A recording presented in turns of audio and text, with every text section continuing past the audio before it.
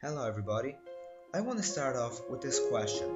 What is it that you all like about creepypastas? What is that thing that attracts you always to the dark side of the internet? My name is Digi The Critic, and today I'm going to be reading a creepypasta that has been sent to me from one of my friends on Facebook. So, without further ado, let's start reading The Night Fiend. That night, I was putting my two sons to bed. It was quite tiring actually, because I had to keep on reading them the same freaking story around 3 times. Not only that, but I had to stay an hour in the room because they were scared. I said to them, there is nothing to be scared of. But, of course, they didn't believe me. They said that last night, something came into the room and was over their bed just watching them, just smiling at them. Luckily for me, they finally went to sleep and I didn't waste my whole night staying with them. But I couldn't get to sleep myself that night. That thing they were talking about, was it really true? That thing watching them. The next day, I made breakfast for the whole family, but my two children just wouldn't get up. I splashed water all over their face, but they would hardly move a muscle. I felt their heart to see if they were alive. One of them was. One of them wasn't. I looked very closely at them, and I saw that my son, whose heart wasn't beating, was covered in blood. Luckily, the one which was still alive woke up at 12:34, but God was he different.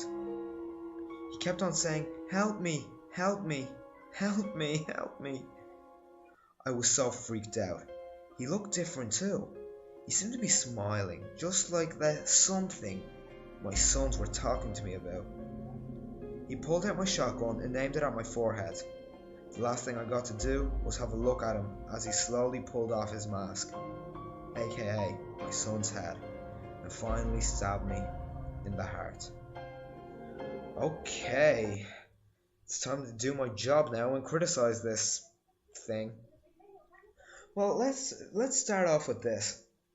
Kids usually say that they're afraid of the dark and they think that something is there.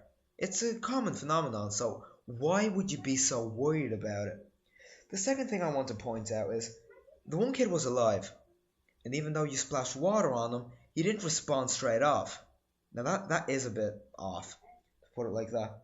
Third, you realize that your son is dead, and you don't react? What the fuck is that?